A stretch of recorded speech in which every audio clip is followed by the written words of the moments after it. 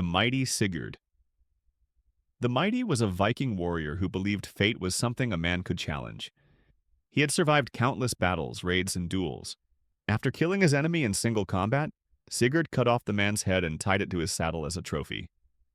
He rode home proudly, displaying his victory to anyone who passed him on the road. But as the horse moved, one of the dead man's teeth scraped Sigurd's leg, leaving a small wound. At first, Sigurd ignored it. Warriors were used to injuries, but within days the wound became infected. His leg swelled, fever set in. The pain grew unbearable. There were no antibiotics, no real medicine. The infection spread through his body. The great warrior who had survived battlefields and blades died slowly in his bed, killed not by a sword, but by a tooth from a dead man. George Plantagenet, drowned in wine. George Plantagenet was the brother of the King of England and one of the most dangerous men at court.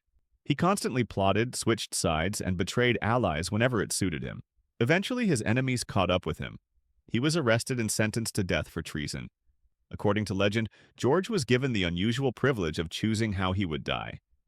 Instead of begging for mercy, he made a shocking request. He chose to be drowned in a barrel of sweet wine. The executioners carried him into a dark cellar filled with massive wooden barrels. One of them was opened. George was placed inside. No sword, no public spectacle. Just silence, darkness, and wine. A man born into royalty, surrounded by luxury his entire life, met his end submerged in the very symbol of excess. A king's brother drowned in alcohol. Charles II of Navarre. Charles II of Navarre believed medicine would save him. Instead, it killed him. 1387, the king was suffering from a mysterious illness.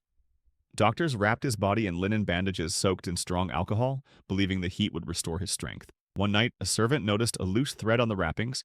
Instead of cutting it, she brought a candle closer to burn it off. The flame touched the alcohol-soaked cloth. The bandages ignited instantly. Within seconds, Charles was engulfed in fire. The king screamed as servants rushed to extinguish the flames, but the damage was already done. His body was severely burned from head to toe.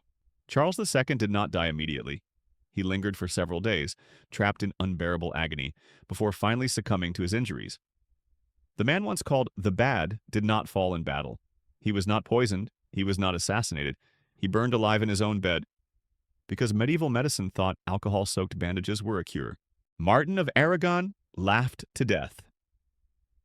King Martin of Aragon was already ill when the incident occurred.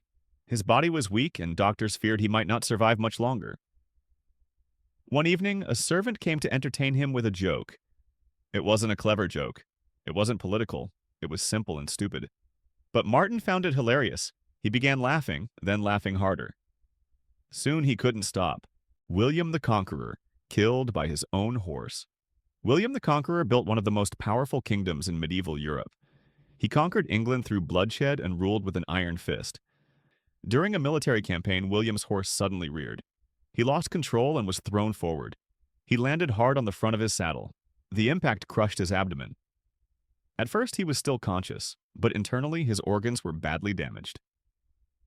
For days, William lay in agony as infection spread through his body. The man who conquered nations did not die on a battlefield. He died because he fell off his horse.